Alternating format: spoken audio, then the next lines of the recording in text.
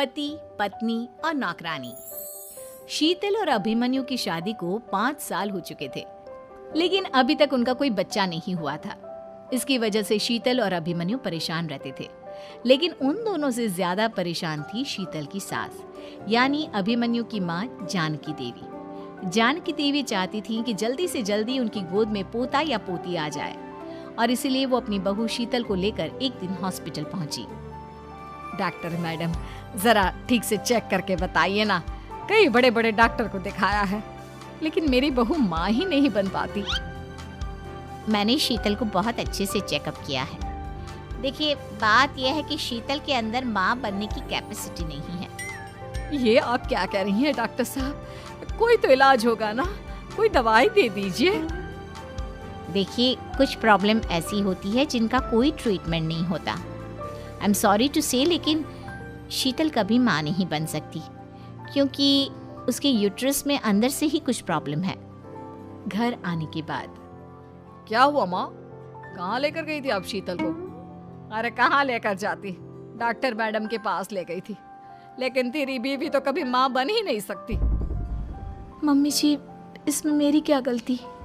अगर अंदर से कोई प्रॉब्लम है तो उसमें मैं भी कुछ नहीं कर सकती। जानती हूँ, ये बात डॉक्टर के मुंह से सुन चुकी हूँ। अब दोबारा मेरे सामने इस बात का गाना मत गा। अरे माँ, परेशान होने की जरूरत नहीं है, हम सोचते हैं ना कुछ। अरे क्या सोचेगा तू? जब डॉक्टर कह चुका है कि तेरी बीवी माँ नहीं बन सकती, तो बता क्या सोचेगा तू? कहाँ से लाएगा बच्चा? माँ, ये तो मैं भी नहीं जानता। अभिमन्यु, क्यों ना हम अनाथ आश्रम से एक बच्चा गोद ले आए? क्या फर्क पड़ता है बच्चा हमारा हो या गोद लिया हुआ? आई बड़ी बातें बनाने वाली। क्या फर्क पड़ता है? अरे क्यों फर्क नहीं पड़ता? मुझे इस वंश को आगे बढ़ाने के लिए मेरे बेटे का खून चाहिए, किसी दूसरे का नहीं। लेकिन माँ, आप जानती हैं कि ये अब पॉसिबल नहीं है। मैं कुछ नहीं जानती। मैं किसी पराये की औलाद को इस घर में अपना पोता या पोती बन के बढ़ता हुआ नहीं देख सकती। मेरा वंश मेरे बेटे के खून से ही आगे बढ़ेगा। लेकिन मम्मी जी, ऐसा कैसे हो पाएगा? आप अच्छी तरह जानती है ना, मेरा और अभिमन्यु का बच्चा नहीं हो सकता। तो मैं अपने बेटे की दूसरी शादी करवाऊंगी, और अपनी दूसरी बीवी से ये मुझे बच्चा पैदा करके देगा। ये आप क्या कह रही हैं माँ? मैं किसी और से शादी नहीं करने वाला। मेरे रहते हुए आप अभिमन्यु की शादी किसी और से करवाएंगी? मम्मी जी, आप ऐसा कैसे कर सकती हैं? तू बस देखती जा बहू, मैं ऐसा कैसे कर सकती हूँ। कुछ दिनों के बाद, अभिमन्यु, मैंने तेरे लिए लड़की ढूंढ ली है। माँ, मैं आपको कितनी बार समझाऊं?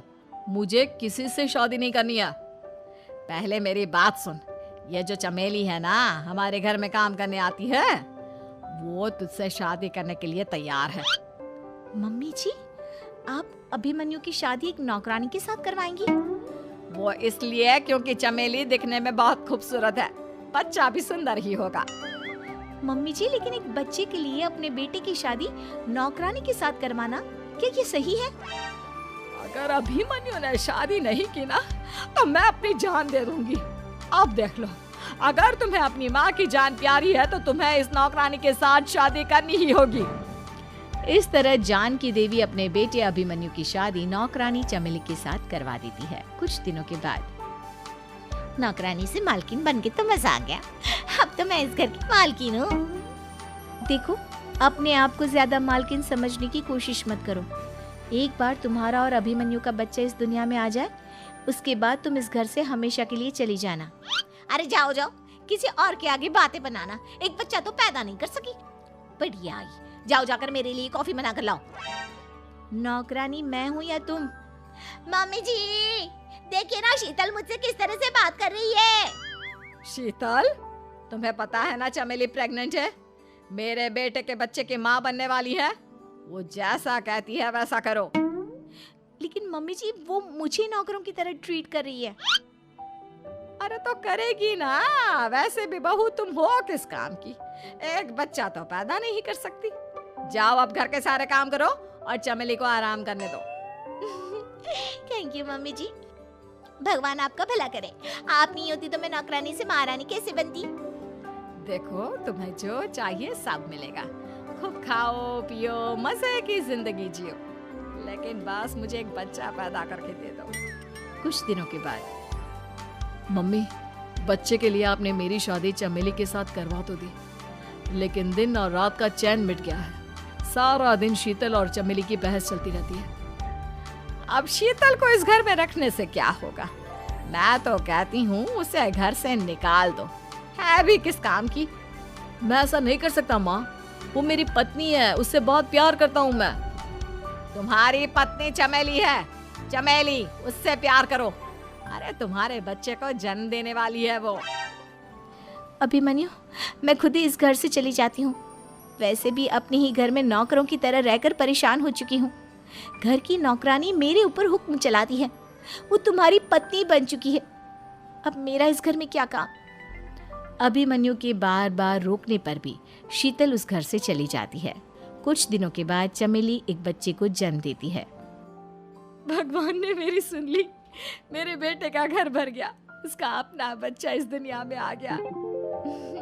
मम्मी जी, बच्चे को हाथ लगाने से पहले मेरी एक शर्त तो सुन लो। तुम कहना क्या चाहती हो चमेली? आपकी मम्मी को बहुत शौक था ना अपने पोते को खिलाने का। अब देखो, इस दुनिया में हर चीज की कोई ना कोई कीमत तो होती है। तुम अपनी आधी प्रॉपर्टी मेरे नाम कर दो, बच्चा तुम्हारे नाम। अरे लेकिन मैंने अपने बेटे से तुम्हारी शादी करवाई है, अब ये सौदेबाजी कहाँ से आ गई? जो औरत अपनी बहू को घर से निकाल कर एक नौकरानी के साथ अपने बेटे की शादी करवा दे, वो तो सौदेबाजी कर ही सकती है ना। उसका कैसे भरोसा कर सकते हैं? मुझे बस आप लोगों की प्रॉपर्टी चाहिए, उसके बाद ही बच्चे को आप हाथ लगा सकते हैं। मैंने कहा था ना मम्मी, आप गलत कर रही हैं। देखिए, उसका नतीजा आपके सामने है। जब शीतल को पता चलता है कि अभिमन्यु और चमेली का बच्चा दुनिया में आ गया है, तो वो अपने घर पहुंचती है। अभिमन्यु, कहाँ है आपका बच्चा? क्या मैं उसे देख सकती हूँ? कुछ भी मत पूछो शीतल, माँ की हुई एक गलती हम लोगों पर भारी पड़ रही है। वो नौकरानी अपनी औकात पर आ गई है और अब हमसे अपनी आधी प्रॉपर्टी मांग रही है, वो भी बच्चे के बदले में। एक बात कहूँ अभिमन्यु, आप उससे कुछ भी देने से मना कर दो। अरे कैसी बात कर रही हो? मेरे बेटे की औलाद है उसके पास, ऐसे कैसे मना कर दे? मम्मी जी, वो अभिमन्यु का बच्चा नहीं है, वो चमेली और उसके बॉयफ्रेंड का बच्चा है। ये तुम क्या कह रही हो शीतल? ये देखिए वीडियो, चमेली और उसका बॉयफ्रेंड आपस में बातें कर रहे हैं कि उन दोनों ने मिलकर आपको बेवकूफ़ बनाया है और अब इस बच्चे के बदले आपसे प्रॉपर्टी भी हड़प लेंगे। हे भगवान, ये मुझसे क्या हो गया? ना तो बच्चा मिला और अपने बेटे की नौकरानी के साथ शादी करवा दी, सो अलग। अब क्या होगा? मुझे माफ कर दो शीतल, मेरी वजह से तुम्हें बहुत तकलीफ हुई है। अभिमन्यु, मैंने कहा ना, उस नौकरानी को उसके बच्चे सहित इस घर से बाहर निकाल दो। लगता है मेरे अभिमन्यु का बाप बनने का सपना अधूरा ही रह जाएगा। अभिमन्यु, अपनी मम्मी से कहो कि परेशान ना हो। आपको याद है एक बार हम एक IVF सेंटर गए थे, मैंने फिर से वहाँ जाकर बात की थी और आपको पता है इस बार मैं प्रेग्नेंट हूँ, क्योंकि हमने वहाँ पर प्रोसीजर करवाया था जिसकी वजह से मैं प्रेग्नेंट हो गई थी और इस बात का पता मुझे बस कुछ महीने पहले ही लगा है। हमारा बच्चा इस दुनिया में आने वाला है अभिमन्यु। मुझे माफ कर दो शीतल बहू, मुझसे बहुत बड़ी गलती हो गई। कोई बात नहीं माँ, लेकिन अब हमें उस धोखेबाज नौकरानी को इस घर से बाहर निकालना है और इस घर की मालकिन को वापस घर लाना है, वो भी अपने बच्चे के साथ।